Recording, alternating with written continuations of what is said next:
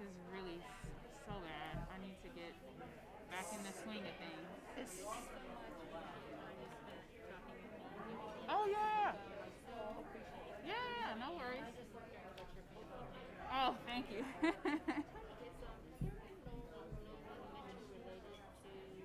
I don't know. I don't know any of the Nolan family at all. Yeah. You too. Let me grab the speakers. Good. Good morning. Good morning. Isn't it great to be back? Oh, God, yay. So just for curiosity, I got to ask, how many of you have had at least one shot?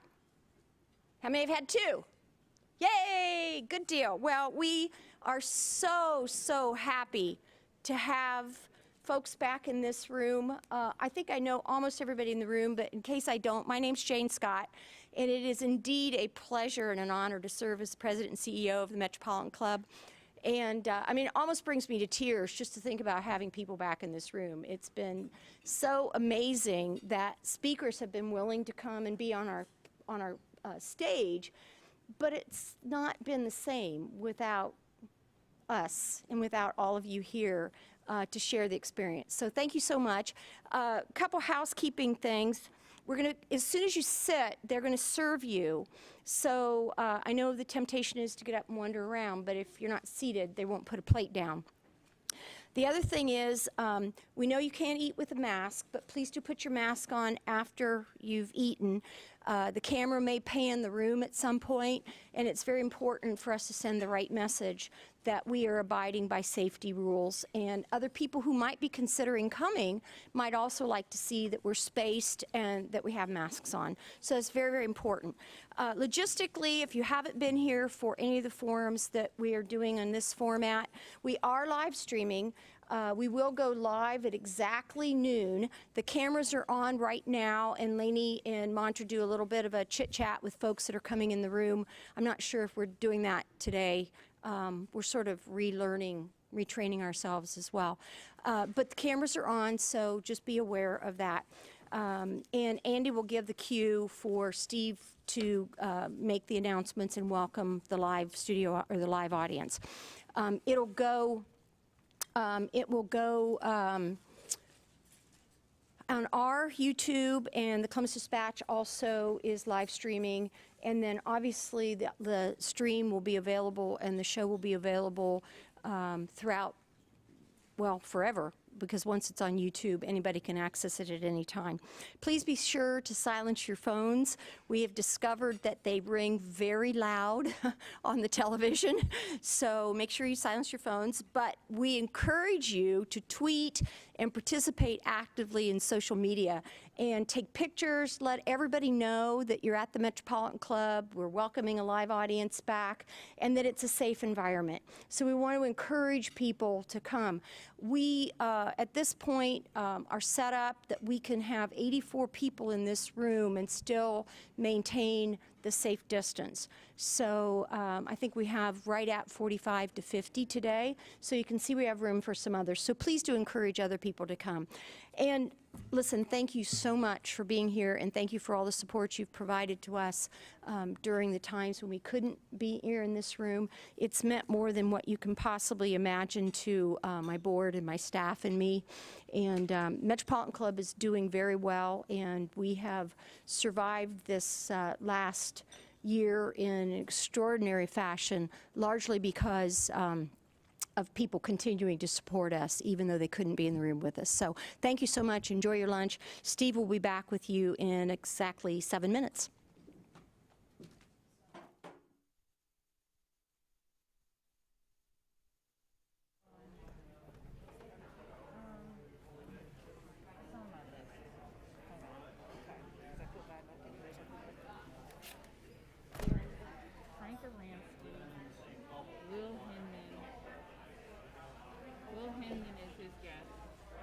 Okay, and Jacqueline, I already gave her hers. Okay, so we've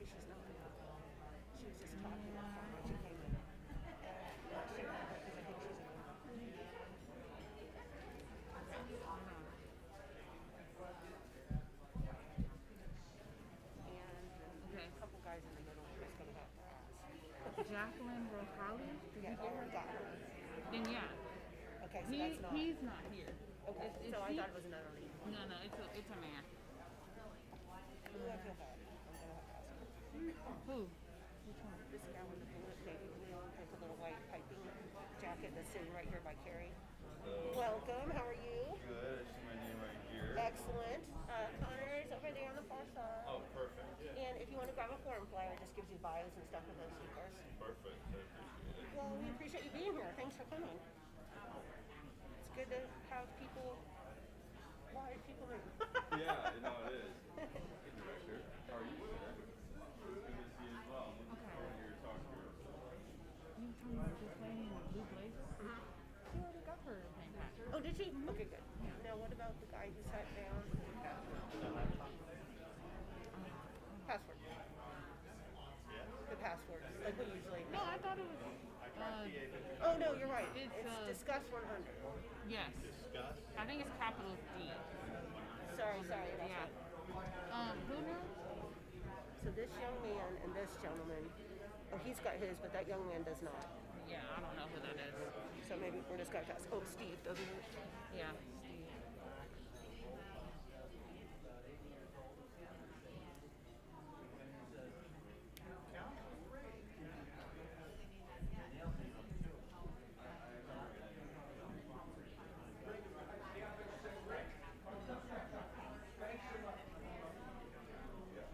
I hate to assume. I assume it's him.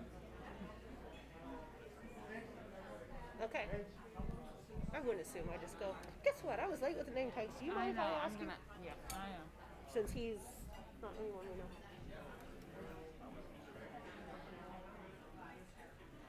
Okay. What the heck is going on?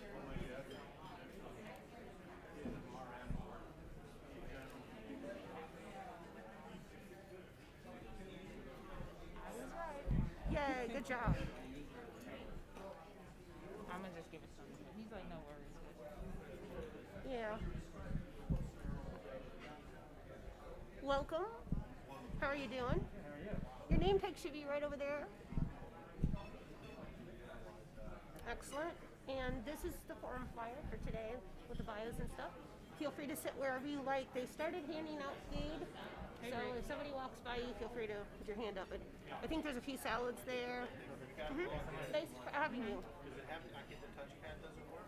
No. This is why I stopped using it. And if he tells me that he needs this thing back, I'm going to kick his ass.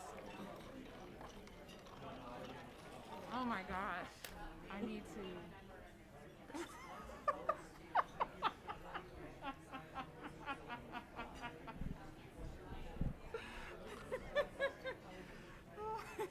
Oh no. I know. Oh no.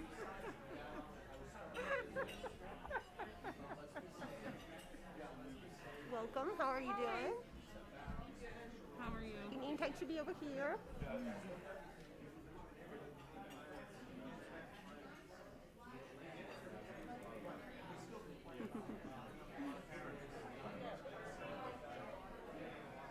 Who are you looking for? Yeah. There was one person. No, so there was a Sarah Lee, a Martha Lee, and this person. So it's these two people, me and Scott. Okay, because Brad or whatever you said, he wasn't even registered. It was something with a B. The first name was a B. Oh, God. Yeah, he wasn't registered at all. So I didn't do the registration. I just told you to register. okay, so that's okay. She's not. That's like two different people. So she's not coming. Okay. Okay. Got it. You're welcome. Thank you.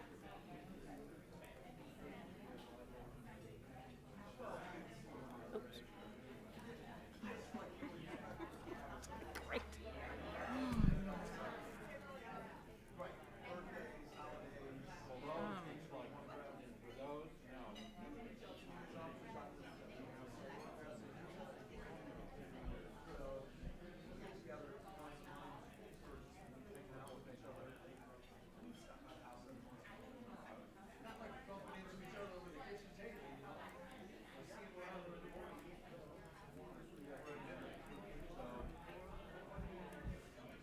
right.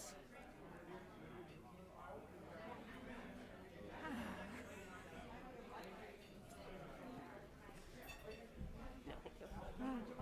I'm eating, but I'll wait. I'll wait.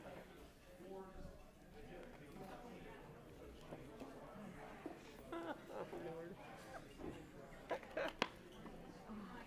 I'm not sure if the sound is on, actually. Is the sound on, Bill? Do we have sound? Bill, way off, or Bill off yet? Absolutely. Uh-huh. Let's see. Maybe we don't. That would be just as well. Just as well. Good.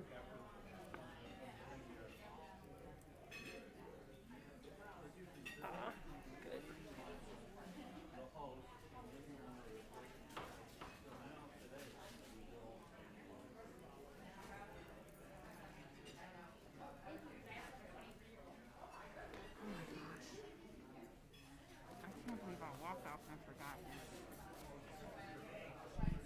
All right, that's next time.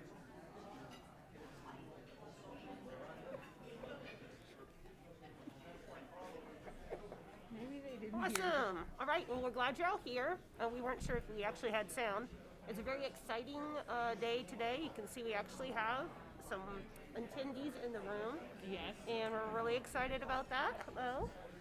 Hi. We're greeting people at the door for the first Thank time in a long, long time.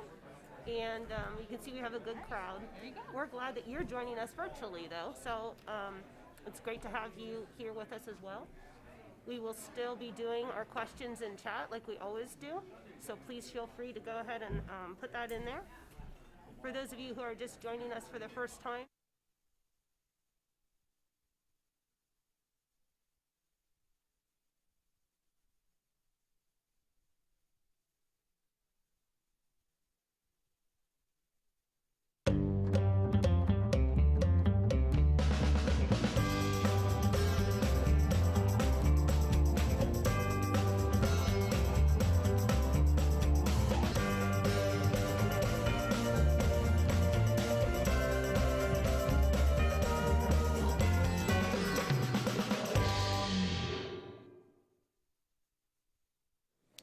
Good afternoon and welcome to the Columbus Metropolitan Club. We're live streaming from the boathouse at Confluence Park today, and we also have our first live audience in a while, so welcome to the room.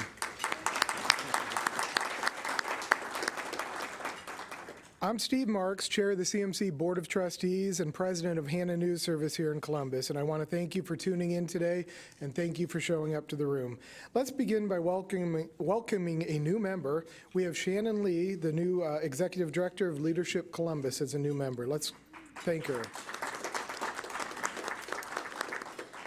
Conversation moves us forward and members power our conversation. We'd like to invite you to join CMC. Membership is very affordable and a great investment in yourself professionally and in the community. Metro Club live streaming is presented by the Emergency Response Fund of the Columbus Foundation in partnership with the Columbus Dispatch, PNC, and NBC4i. Thank you all. We'd also like to thank those of you who purchased a virtual seat for today's forum. We are very grateful for your support. Largely because of you, we are able to continue our live streaming. You can learn more about CMC, register for events, join or renew your membership, purchase a virtual seat, or make a donation anytime at columbusmetroclub.org. This afternoon, please look for an email from staff at columbusmetroclub.org. This is an important member survey. Please take a few moments and fill it out and help us grow the Metropolitan Club. Central Ohio has been one of the fastest growing regions in the country for decades. We enjoy abundant supplies of fresh water and natural gas, a strong workforce, an extensive logistics network, and plenty of land for development. Consider now a pandemic, climate change, and cost of living. Might people and businesses in more densely populated, expensive, and climate-vulnerable coastal cities be on the move? What do the trends tell us, and how do trends in transportation prepare us and businesses for the future? We'll explore these issues and more in our new series, Trends That Will Shape Us. With a focus today on transportation, please welcome Director of the Ohio Department of Transportation, Dr. Jack Marchbanks. Professor of Geography and Director of the Center for Urban and Regional Analysis at The Ohio State University, Dr. Harvey Miller. Managing Director of Logistics, Distribution, and Supply Chain at Jobs Ohio, Kevin Chambers. And our host, editor at Columbus Business First and CMC board member, Doug Buchanan. Doug, the stage is yours. Thank you very much. All right, thank you all. I think we should just jump right into this because I have a feeling we're going to run out of time. There's a lot of topics to cover. But first off, why don't we just do some introductions, and if you don't mind, just let us know maybe in a very broad view one of the major trends that you see in transportation and logistics coming up here. And Jack, we'll start with you. Well, thank you. I see V2X as being what the internet was to the consumption of information and entertainment in the transportation field. Okay. Okay. Harvey? Oh, what do I think is changing, you're asking about? Yeah. I think COVID's going to have a major impact, of course, on our cities, although I think the impact is not going to be as strong as we think it is. I think that cities are sticky. They tend to persist. Cities have experienced things like the COVID pandemic repeatedly in history. Cities have been around about 5,000 years, and we've had a major global pandemic, or at least pandemics like this, about every century. And cities are still around. So I think cities are going to change, there's no doubt about it. And I think the changes are going to be complex, but I think that a lot of the transportation challenges that we were facing prior to COVID are still our transportation challenges today. Right. Kevin? Thank you. Regardless of the pandemic, in the next 20 years, we look to see an increase in truck traffic over the road by 67% and an increase in rail traffic by 28%. So we have to look to a region like Columbus and say, how do we fit into making that successful? And how does that impact the increased need that's being driven by e-commerce and other trends in retail versus online sales? So a lot of challenges in front of us. Yeah, I do want to talk about that last point specifically in a little bit, but Jack, let's go back to you. I understand you have some material that you wanted to share about what ODOT's planning here for the next few years. Well, thank you. Yes, one thing that we do at the Ohio Department of Transportation is plan and look forward. For those of you who are not aware, we just recently released Access Ohio 2045. You can access it online at access.ohio.gov. It gives you our 45-year look ahead, and it will cover some things I'll probably miss in talking to you today. But my role as director of the Ohio Department of Transportation comes in three parts. I am a steward, I am a sentry, and I'm a scout. Steward in taking care of the system. We're unveiling a $1.92 billion construction program taking care of what we have. That's stewardship. Sentry, looking out for dangers ahead, safety, those pinch points in regards to this looming explosion of logistics. You think we have a lot of trucks in Central Ohio now? We're going to have a lot more in the next 20 years. But the final thing that I do as a director is serve as a scout, looking forward. And one thing that I did when I first came into my position at the Ohio Department of Transportation is go out and talk to almost 5,000 employees and tell them that, listen, you're in an industry where there's a paradigm shift underway. You know, the old transportation system of the 60s and 70s, 80s and 90s is going away. And I liken this particular era right now that we're in to the 90s. When I first came to the Ohio Department of Transportation in August of 1991, a week after I started my job, they launched the World Wide Web. I went in and told my boss, Michael Coleman Flynn, I said, Mike, I think the world has changed. and it had. And what you have here is something that you can see in the entertainment business, how we used to consume music. That shows you what was going on. You look at, it was basically technology that you had some type of device on which you played a piece of product that would give you music. And then when you move forward to the next slide, you know, change is a fundamental change in how the world, as we know it operates. So, you know, cassette, 45, CD, put it in some type of player and you get music. But a paradigm shift is what we saw with Mr. Jobs.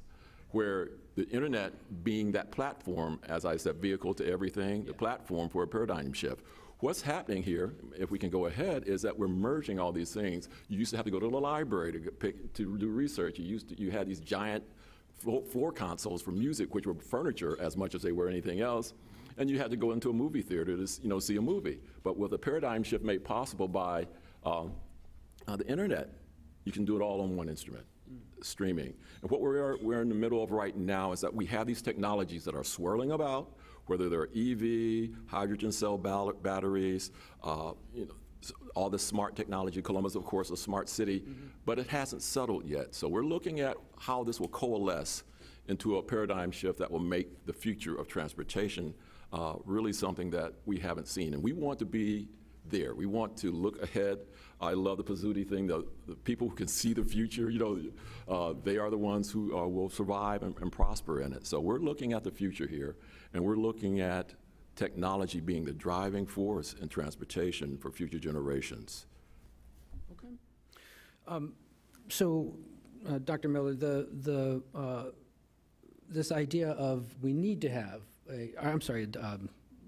Dr. Miller, we need to have a different paradigm. I mean, that is something that you are actually advocating for.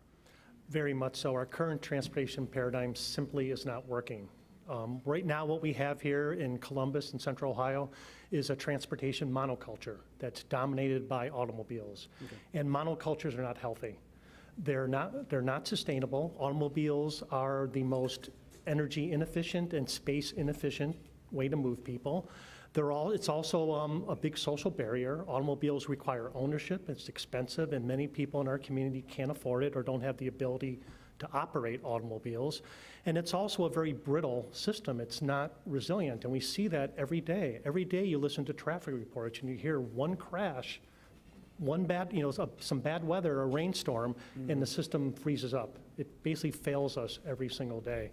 So I totally agree with what Jack's saying about a paradigm shift. We need it badly. I want to say, though, that, and I am very encouraged by the application of things such as information technology, artificial intelligence, and autonomous vehicles. I think that is partly the future of our mobility systems. But we have to remember that mobility is not just about bits, it's about atoms. We're actually moving physical things, freight and people, through a built environment. And so while I'm in favor of all these new wave technologies that are impacting mobility, we also have to make the hard changes in our infrastructure. We need to make space for active transportation, walking, biking, micromobility. We need to make space for public transit, dedicated bus lanes and rail, and we need to shift our resources away from facilitating driving as the predominant thing we're doing here in Central Ohio and the state of Ohio more generally, and rebalance our transportation systems so that they're an integrated, multimodal, seamless systems with multiple choices and a much more sustainable and resilient outcome. So I'm glad to hear that, but I want to remind everyone that we have to make some of these hard changes, these physical changes in our infrastructure and environment to make this happen. Okay.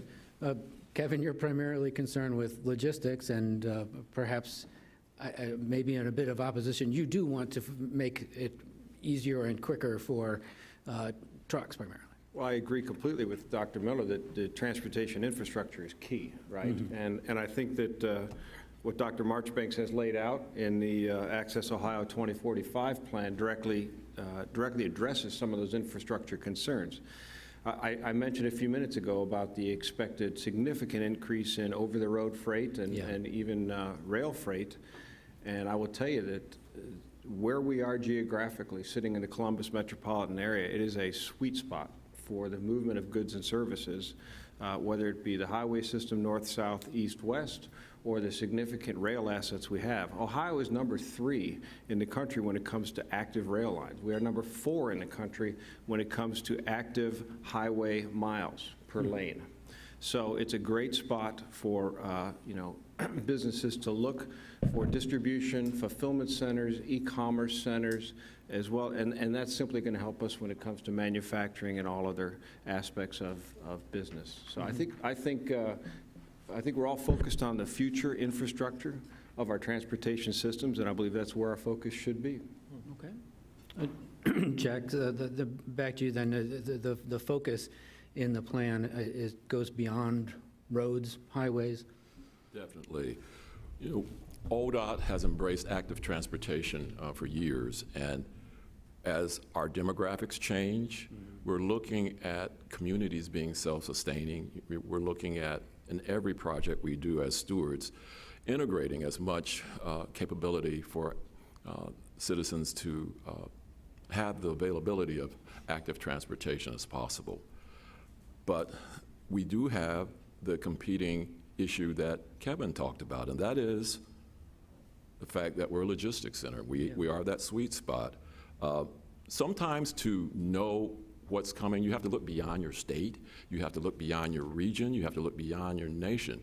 In 2001, Norfolk Southern was smart enough to realize the opening of the Panama Canal, widening it with the simultaneous deepening of the ports in Virginia will create a tsunami of freight that will be coming through the eastern half of the United States. Luckily, Central Ohio was on top of it with Mid-Ohio Regional Planning Commission, the Ohio Department of Transportation, the City of Columbus, and Norfolk Southern, and CSX, and we cleared double stacks for the Heartland Corridor. That is why we are so vibrant when it comes to rail. We need to look forward again. So what is in our region, our area, that's going to impact Ohio, and particularly when it comes to logistics? It's the Gordie Howe Bridge in that state up north. The Gordie Howe International Bridge will supercharge the I-75 freight corridor, which will have impacts on 70 and the turnpike. So we have to look ahead to these developments if we are going to stay on top of this and create that environment that the doctor said that is conducive and protects, you know, those things that create quality of life, that create equity, that you don't need a car to go get a COVID-19 shot. This is what we're looking for. Go ahead. Well, I think you're spot on, and as we've seen over the past few months, we've seen a significant backlog in freight container cargo at our east and west coast ports. And you know, although 70% of freight is going to move by truck, getting those goods from the ports into the state of Ohio, using the Heartland Corridor, which provides direct double stack access, puts us again in a great location. We have in the state of Ohio 12 intermodal facilities, 4 of which are in the Columbus metropolitan area. So this is a location that we can get goods and services quickly from overseas, use our foreign trade zones if necessary, and help businesses move their goods both in and out in a very easy and a very a faster way than to use the east and west coast ports, if possible. So, great location. I think this marriage of different modes of freight really comes together nicely here. Okay. I'm going to ask you all the same question. We're talking now about trying to pass a federal infrastructure bill with lots of money to be had. What would you like to see Ohio, or how would you like to see Ohio use that money? Jack, you want to start it? Well, I think we need to utilize the infrastructure dollars that come Ohio's way, you know, in an egalitarian fashion that not only benefits cities and our overall, you know, interstate system, even though I'm the guy in charge of the interstates. Right. We need to make sure that Appalachia is not left behind. We need to make sure that poor communities, whether urban or rural, are not left behind. So I like the focus toward, you know, equity, and you know, what is equity? That's a kind of loaded question. I think it's what's fair for people. But I'd like to see us, of course, address our legacy system.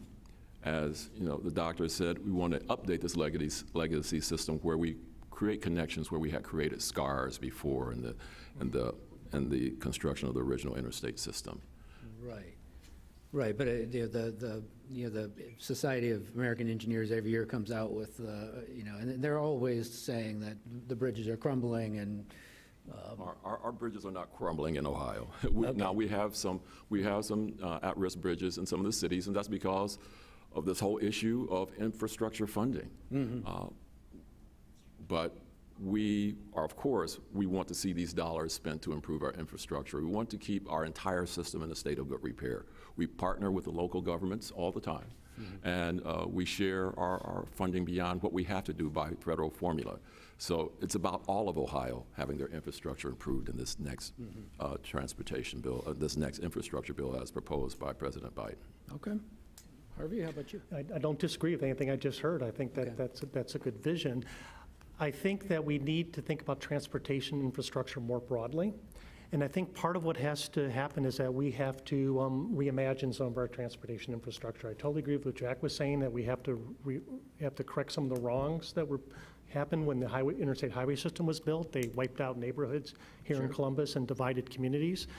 We do have that infrastructure now, and we have to deal with it. And a lot of our highway infrastructure, for example, is at the end of its 50-year time span, and it needs to be rebuilt or rehabilitated. Yeah. I think as we rehabilitate it, we need to rehabilitate it with the vision of thinking multimodal. You know, creating, for example, dedicated bus lanes. That's something that Columbus is looking at right now, and that's something I'm very much in favor of. Rail transportation within cities is ideal. It's the most energy efficient form of transportation from basic physics because of the friction, you know, of steel wheels on steel tracks. It just makes a lot of sense. Unfortunately, rail takes a long time to build in this country, and it could be decades, and we don't have that much time. We're losing the race with the climate crisis. We have to start seeing shifts away from automobiles and from single occupancy automobiles towards other modes of transportation, and I think we can get there pretty quickly here in Columbus by dedicating some of our road space and highway space to public transit by creating dedicated bus lanes and bus rapid transit. There's an initiative going on right now in Columbus called Linkus, and it's one of the things that makes me very hopeful. I think that they've identified 5 corridors in Columbus spreading out from the center city, and they're going to look at all 5 of those corridors, in a very community-driven way, and figure out what is the best transportation solution there. So they're not like buying into one technology and just putting a one-size-fits-all solution. They're going to look at these 5 corridors which follow the natural transportation growth routes historically in Columbus, and they're going to look at what is the best combination of transportation and land use for those corridors. And I think that's a really good initiative. It's going to require, for us to do this though, it's going to require more resources for these things, and it's also going to require making space for public transit on our roads and highways. Kevin, what would you like to see some of this money go towards? I agree with the broad look at improving the infrastructure. But from a freight, from a jobs, from an industry perspective, anytime we drive down the highway, we see an incredible amount of vehicles parked on the side of the road because they have no place to go. We see the need for continuing to bring that traffic through the state of Ohio. And let's face it, Ohio is growing. The Columbus region is, last time I checked, #1 in the Midwest, and I think #1 west of the Mississippi as a millennial destination. This is a place people want to come. And so we need to look at how can we help the population grow from an infrastructure perspective. We need to enable housing. We need to enable people to get where they need to go to work, to live, to shop, and do that easily and feel good about it. And that's only going to help us grow more. So I think that everything that these gentlemen have said is spot on, and we need to figure out the best way to get through the next 10, 20 years as this growth happens, both from a population perspective and from a business perspective. I believe, Harvey, you brought up the environmental question, and there's no doubt that this is a global crisis. But I mean, and perhaps Kevin, you can answer this as well. But Columbus seems to be relatively calm. I mean, is that a selling point, or is that a point for us to market going forward? You want to take it, Kevin? When you say calm? Calm, yeah. Well, I think that it's calm because we as a state, as a region, have done a very good job of trying to stay ahead of the trends and trying to stay ahead of the growth, whether that be site development, whether it be infrastructure, highway, rail development. We have not necessarily been faced with a series of difficulties that would cause us to be in a disruptive state. Yeah. So I think it's a credit to what we've done in the state and the region, various agencies, that we have been able to remain calm despite growth and despite what's happening right now in the world. Yeah. By calm, you were referring to climate disruption, yeah, extreme weather, I think. Yeah. And we have had disruptions here in Columbus in the past. Google Franklinton 1913. That was a major altering event in this city, and a lot of cities in Northwest Ohio, and that type of flooding from extreme storms is not only going to happen in the future, it's more likely in the future with climate change. So that's one stress that we're facing is flooding. The other thing we're facing is heat stress. We're going to get hotter, and that's going to have impact on infrastructure and on people. Most of our engineering tolerances for building infrastructure were built on the past climate record, which now doesn't exist anymore. We're going to get hotter. And we're going to start to see infrastructure failing because the design specifications are for a climate future that are not for a climate future that's happening. It's already happened in Washington, D.C. in 2012. There was a flight at a national airport that had to take passengers off because they couldn't taxi out of the gateway because it was so, during a heat wave, the tarmac was so soft that they couldn't tow the plane out with the passengers on.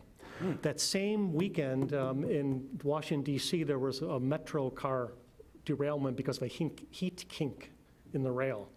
That's the kind of stuff we're going to start seeing in the future here, and we're going to have to try to rework our infrastructure to accommodate that. And then with people as well, we want people to walk, bike, and use public transit, but they're going to be exposed to higher and higher heat stress in the summer. So I think as we think about infrastructure, we should also be thinking about green infrastructure as well, putting in tree canopies and vegetation to cool the ambient temperature in our cities so that people can move outside of a car and not be harmed. I would agree with everything he just said. We have to put more greenscape in our infrastructure. And as he was pointing out, 2012 was a tremendously hot year. We had pavement melting here and asphalt and other pavement stresses. So as we move forward, we have to look at how do we change our material specifications, how do we build infrastructure that will deal with the greater heat and the greater probability of flooding. We're outside of our most flood-prone area in Ohio, which is southeast Ohio, the Appalachian region.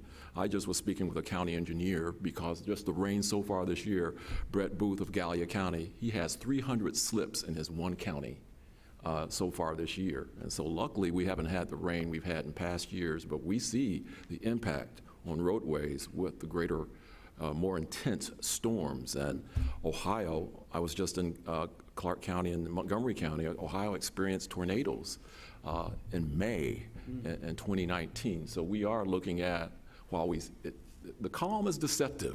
We do have environmental stresses, impacting us here in Central Ohio. But I have to, be a rah-rah person like Kevin.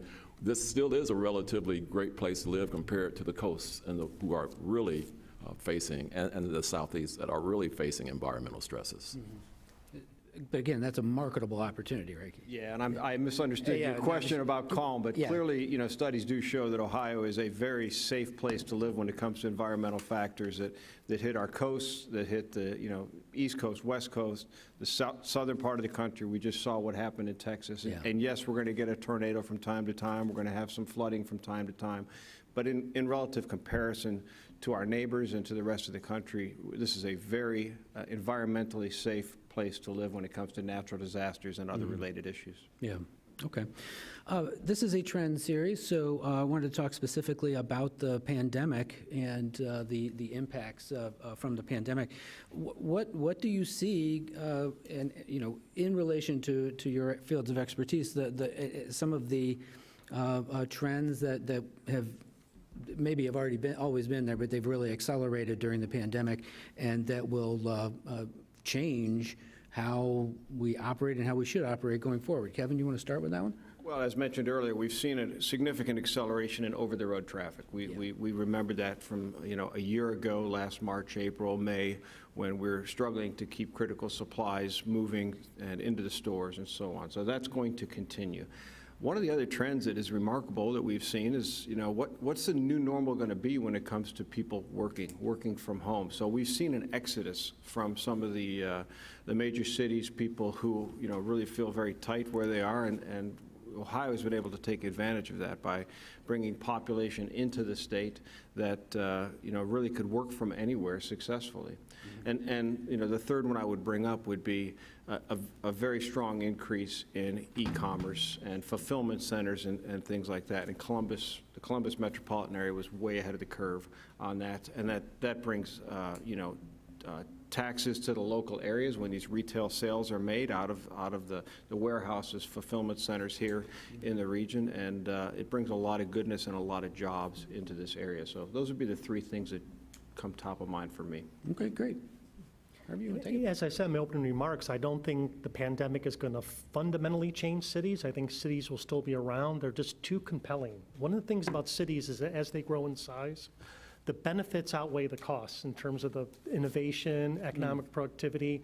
It increases at a superlinear rate as opposed to infrastructure costs, which is at a sublinear rate. And that gap grows as cities get bigger. And that's one of the reasons why cities have been so compelling for 5,000 years and why they keep growing, just because of that productivity that they generate. I would agree that there's opportunities for Central Ohio, especially since over the long run, we are in a very relatively climate resilient region, and we could exploit that. So I don't think cities are going to change because they're just too sticky. They stick around in history. I think we will see some changes, like from work from home. I don't think that we're going to see, well, it's going to be complicated. We're not going to see a wholesale abandonment of offices. I don't think that's true. I think it's going to depend upon the business and the industry and how much face-to-face interactions and the kind of creativity that comes out from happy collisions among people at work. Yeah.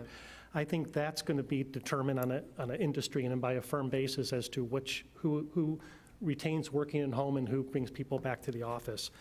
I do think downtowns are an interesting question because, downtowns as we know them right now as a single purpose concentration of offices and headquarters and related business services, that's a relatively new thing in urban history. That only happened in the 19th century when we invented railroads and telegraphs and telephones, okay. And also, elevators and that allowed these steel frame construction.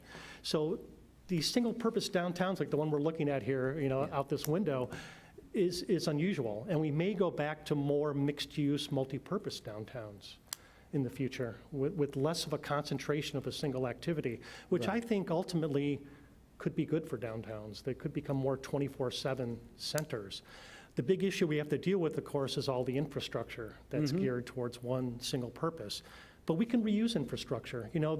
A year ago, the last night I went out in downtown Columbus before the whole pandemic thing hit, I was having cocktails in what used to be a bank in downtown Columbus. Right. I don't think the people who opened that bank thought people would be having cocktails in there, like 70 years later. There's also a toilet factory in Franklinton, 400 Rich Street. I can't imagine that people who built that toilet factory would think that it would be a destination wedding, and a bar. And, so we can reuse our infrastructure. We just have to be, and we can reuse all this built environment that we've built and infrastructure. We just have to be creative about it. Okay. And Jack, how about the pandemic? Well, the pandemic has accelerated the whole question of how do you pay for infrastructure. Obviously, the gas tax was declining utility in terms of a revenue source. So what are we going to use in the future? Will it be vehicle miles traveled? Will it be some type of road user charge that you pay annually or monthly? That is what the pandemic has done in regards to the field I operate in, and that is transportation infrastructure and funding these projects that we need to have move forward. Yeah, I mean, several car makers have said they're certainly phasing out electric cars, if not, or gas cars, and they're not going to eliminate gas cars completely. I mean, what happens at that point? I mean, we have to change the formula well before that. Definitely. As I mentioned at the outset, we're in a transition right now.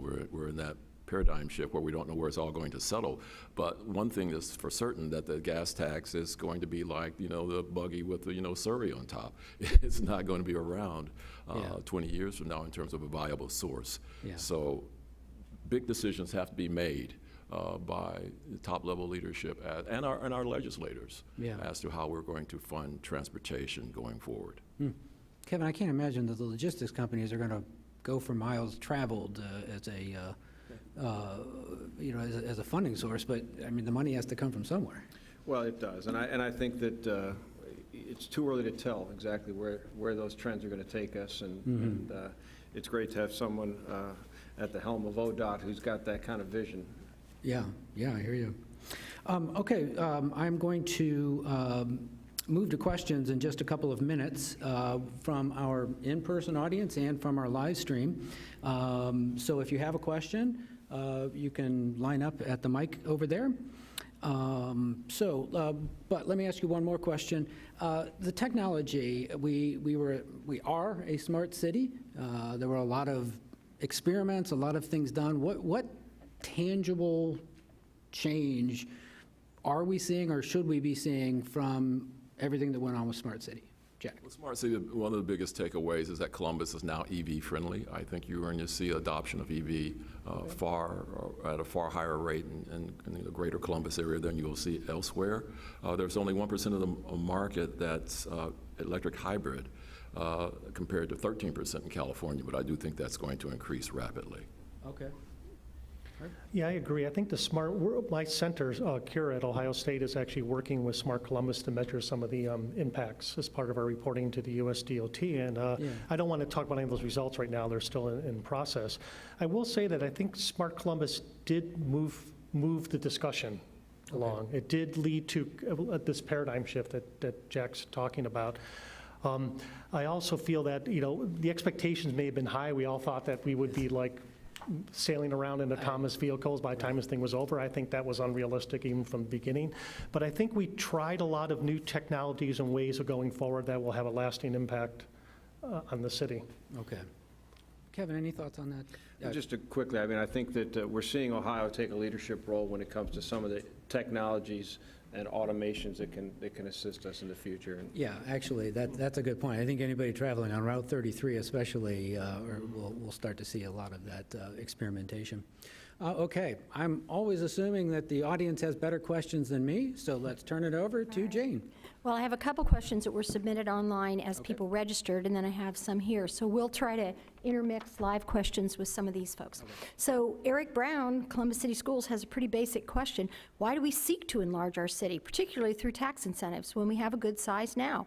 What's desirable about growing bigger when you could apply the same time and resources to improve what we have now? Doesn't growing bigger add more people, companies, traffic, crime, congestion, and more?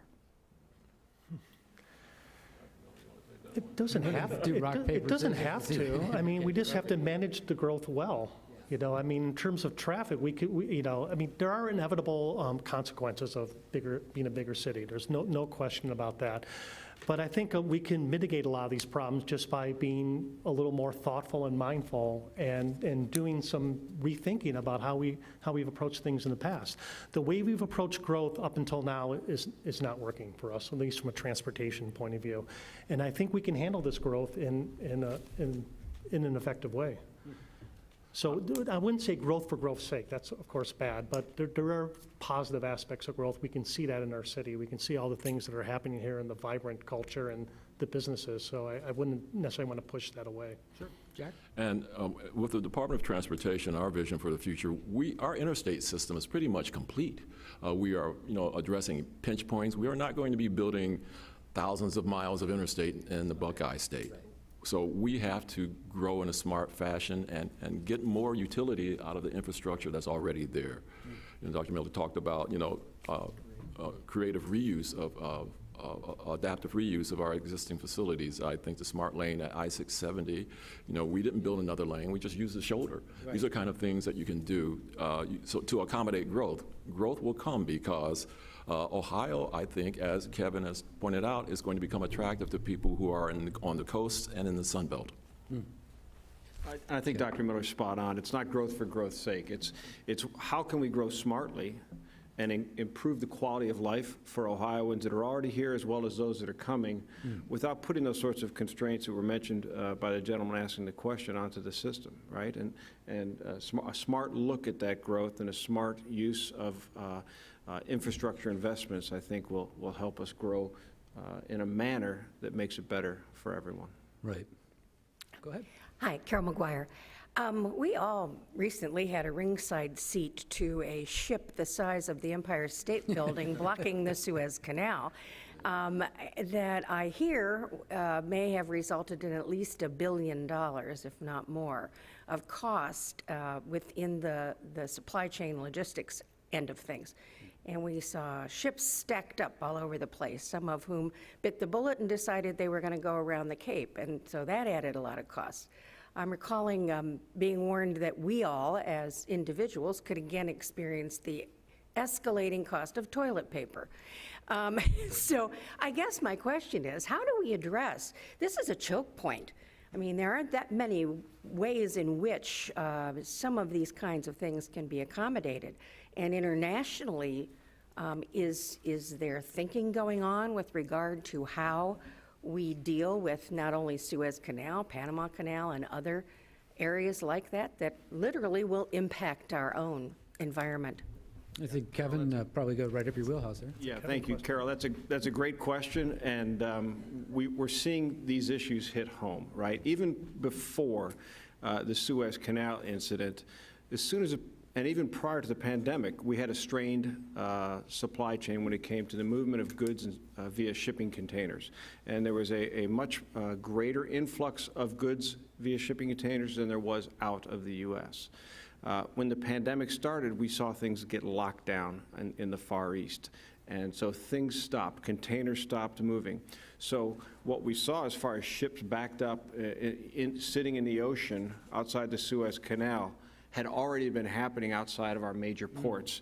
And, you know, when the director of Ohio Department of Transportation talks about the importance of the Heartland Corridor, and we talk about foreign trade zones, what we're seeing is the ability of Ohio businesses to bypass some of the congestion of those major ports by coming to, say, Norfolk or Savannah, and bringing those goods directly to Ohio, and then taking care of some of the the customs and the intermodal needs that they have. Now, there will always be, at least for the next decade or so, a strain when it comes to the amount of shipping containers that are available and the balance of their movement, as well as a shortage of the chassis that those shipping containers need to go onto for truck movement over the road. So the Suez Canal, I think, highlighted internationally the extent of this strain.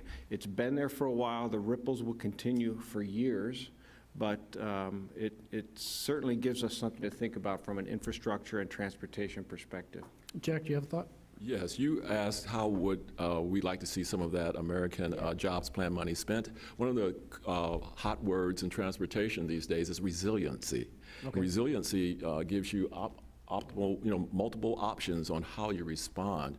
The split shut down here in central Ohio, we would be in a bad way. Mm-hmm. So we're looking at resiliency being part of that contingency planning that you do to make sure that infrastructure is resilient enough to withstand shocks, mm-hmm. like what happened with that big boat stuck in the Suez Canal. So those are the things that we're thinking about. Okay.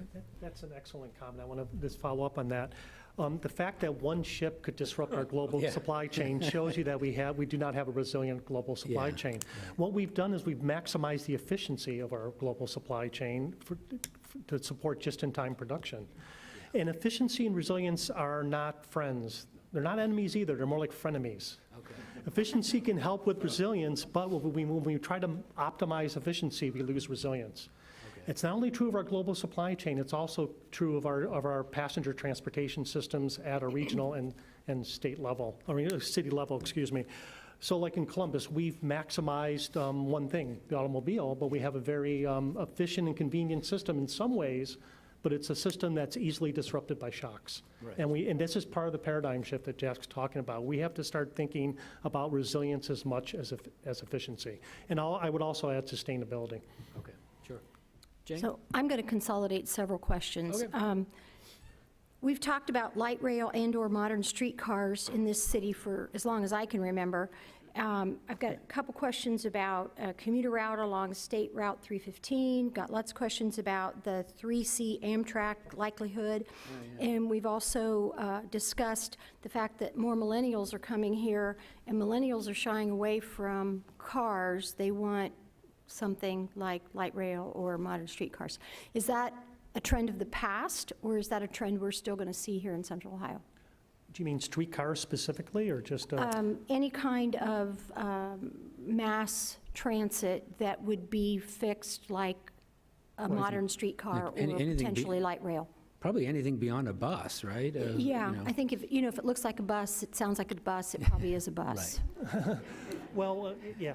If you really want to cry sometime, look at a map, a streetcar map of Columbus in 1910, and you could see where we had streetcars throughout the whole entire, central part of the city, and we threw it away, unfortunately. We wish we still had that. What do we do at this point? Again, rail is from an energy point of view and efficiency point of view, is a great way to go, but it takes a long time. I'm personally a big fan of bus rapid transit, and that's something that's gaining traction here in Central Ohio. And the reason is that if you do rapid transit correctly, I mean, if you have like dedicated lanes where they're not sitting in traffic, if you pay before you board, and if you have nice stations, it can be a lot like light rail. In fact, it can achieve throughput that starts to approach light rail, and it can be a very comfortable, positive experience for people. I think the reason why a lot of people are resistant to mass transit is that they haven't experienced really first-rate public transit. We've had several generations grow up in the United States with the view that public transit's only for people who can't drive, and that's another paradigm shift that we have to reach. I hear you. Jack. And there's a cultural issue too, in the sense that people, older generations think that, that's, transit is for poor people or people who don't have cars. Let's just be plain. But I agree that bus rapid transit has potential in terms of a transitional kind of mode for us. We support bus rapid transit and with the Greater Cleveland Regional Transit Authority. ODOT worked with the city of Cleveland to establish these bus rapid transit lanes. You probably know about them. So it is useful. The stops are nice. In regards to Amtrak, the question that was asked, we have been in conversations with people at Amtrak. They are very serious about establishing a 3C corridor, as well as stops in the Hamilton, Miami University area, and perhaps Dayton. And there's one north of here that I can't recall. But that is going to be 15 to 20 years out, in terms of having it, really, it's not 10 years if they really put a lot of money into it. But that creates a question for not just Central Ohio, but statewide leadership. Is statewide leadership prepared to support the system? Because the way Amtrak operates, once they establish it and prove it works for 4 or 5 years, they hand it off to the state in terms of O&M, operations and maintenance. So that's a question looming ahead for Ohio. I mean, I'm personally not encouraged that our state officials will support that, but we'll see. Kevin, anything? Okay. Go ahead, Carol. I'm Carol Looper, and I know the three of you are all involved in ground transportation. Yes. But is air transportation of cargo and people more than just a blip on getting things from place to place? No, it's not a blip. We expect air transportation in the next 9 years to increase from 800,000 tons a year to 1.3 million tons a year. It's going to have the same type of growth that we see with rail, not quite as much as we see with over-the-road trucking, but it will increase. And so earlier I mentioned intermodal facilities, of which the Columbus region has 4, and those are very vital to that movement via air, whether it be transloading onto vehicles or through the use of shipping containers. It's another reason why this is a great hub for industry and manufacturing and distribution. If I may add, the Ohio Department of Transportation with Drive Ohio and Fly Ohio, we're actually experimenting and working on drone delivery for special projects, for special packages. And we're working with NASA in regards to piloting, this next generation of drone delivery. It's called Advanced Urban Air Mobility. Okay. And it's promising. It's promising. And we have partners whom I won't name here. We have partners who are involved working on this as another sort of like cottage aspect of air freight in regards to commercial passenger air travel. we need Joe Nardoni here. Well, I can't speak to that. Okay, okay. I'll just add something about aviation. The big problem with aviation is that it's so energy intensive, and there's no way around that. What you're buying is you're buying speed for a lot of energy and a large amount of carbon and greenhouse gas emissions. It's not saying we shouldn't fly or we shouldn't, but we just need to use it more carefully. And urban air transportation for passengers bothers me. I don't think that's a good idea. Again, too much energy. It'll be too costly. It's going to be transportation for the 1%, and we're going to be spreading congestion to our skies. Do we really want that? I think it'd be better to take any money we're putting into urban air transportation and put it into public transit. Okay. I don't see what we're buying other than faster movement for the 1% with urban air transportation. Okay. Hi, Mark Conti.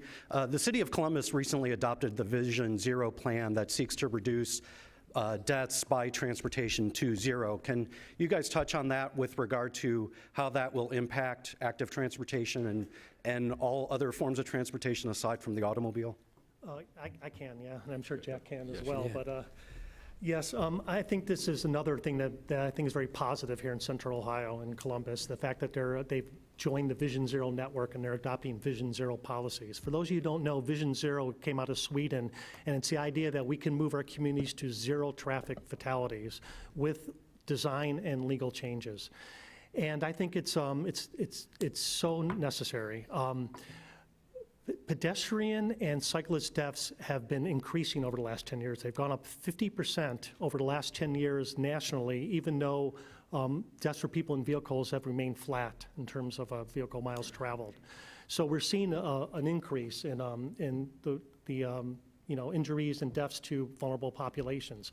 And the people of color, poor people who live in the less affluent communities, and older people are disproportionately being killed by automobiles. And I think we need to, this is another hard decisions that have to be made. We're going to have to slow things down in our streets. A lot of drivers don't want to hear that, but that's the major cause of fatalities and deaths are speeding. We did a study when the pandemic first hit last year. We did a study in Cura where we looked at traffic data, and we noticed that speeding was up during the pandemic. And we published a paper on that back in June, got a little bit of attention. Unfortunately, the statistics have supported us, because now at the end of 2020, we've seen that traffic has dropped, but fatalities are up in the United States. What did we learn from that? We learned that our streets are designed for speed, not safety. And when traffic goes away, people drive recklessly. The main thing that was keeping more deaths from occurring on our highways and roads was traffic. That means that our road design needs to be redone. Basically, all of our performance measures and design guidelines for streets and roads maximize speed at the expense of everything else. And that's another paradigm shift that we need to go through. I agree entirely. As he points out, our roads have what quote-unquote design speed, which is almost always higher. It is always higher than the actual posted speed. But we are also subscribed to Vision Zero. We call it Towards Zero Deaths at the Ohio Department of Transportation. We are now the fourth highest investor in safety projects in the nation, only behind Florida, California, and Texas, because we take it very seriously. 266 safety projects, $178 million, most of them pedestrian-oriented and intersection-oriented for this year upcoming. Right. But again, you're almost talking about, like, you're talking about just straight up traffic deaths, and you're more referring to pedestrians, right, and bicyclists? I'm talking about all of it. We're talking about everything. Yeah, okay. and I don't want to discount traffic deaths. We still have 4,000 people dying every year in the United States, and 2 million seriously injured every year in the United States from automobiles. It's the equivalent of a commercial airliner crashing every other day. If that was happening in our aviation system, we'd be freaking out, but for some reason on our roads, we say, well, we shouldn't treat it like it's inevitable, like it's the weather. We can actually, the vast majority of crashes, and by the way, we don't use the word accident. We like the word crash, because the vast majority of these crashes are preventable. Okay. It can be prevented by design changes, by education, and by legal changes. How we set speed limits, for example. Right. Go ahead. Okay, quickly, I know we're running out of time. My name is Peter McCrae. I have my own virtual architectural practice nationally out of Worthington. I'd like to go back to public transportation real quick. 20 years ago, I was attending monthly bacon, eggs, and rail meetings in the North Market, okay? We obviously missed the boat on commuter rail travel, unlike Charlotte, North Carolina, for example, where I used to live. What do you think about a future that takes care of the first mile and addresses the last mile and leverages the proven popularity of ride hailing, where individuals at their homes would request a vehicle, a small commuter vehicle, electric. They would come together at designated times. They would link together and bring people to the urban area to take care of morning and evening rush hour. Then they would break apart, drop each individual off for the last mile. Then they would continue to be used the rest of the day for normal ride hailing out to the airport, et cetera, or they would go to the place where they wait to be hailed again. What do you think of future? It sounds like Minority Report. What do you think of a future? But it seems achievable today because of the immediate push to electric vehicles. That's going crazy. Plus the proven viability of ride hailing, and people might not want to own cars to commute with anymore. So that's my question. Okay. Real quick. That sounds fantastic, but I think we can get most of the way there just by existing and proven technologies that exist right now. Support, build up public transit, fix our sidewalks so people can walk to public transit stops, and improve bikeability, improve bike infrastructure so people can access public transit, and also support ride hailing and micromobility. I think we can get most of what you're describing just by sticking with proven technologies and enhancing them with some of the things you're talking about. Excellent. I hope you enjoyed today's forum. I know I enjoyed having a live audience back in the room, and we always enjoy our live stream, people who watch on the live stream. Next week, we are pleased to welcome former U.S. District Attorney Dave DeVillers with host Colleen Marshall, another CMC board member, and his firsthand experience investigating domestic terror, gangs, and political corruption in our midst. Thanks to the Emergency Response Fund of the Columbus Foundation for presenting our live stream in partnership with the Columbus Dispatch and PNC. Thanks again to our online virtual seat patrons and those of you who came today. And special appreciation to our speakers. We could not do this without you, Jack Marchbanks, Harvey Miller, Kevin Chambers, and Doug Buchanan. We hope you'll tune in again next week and maybe even show up here. Until then, be well and stay safe. Great job, Dave. Excellent.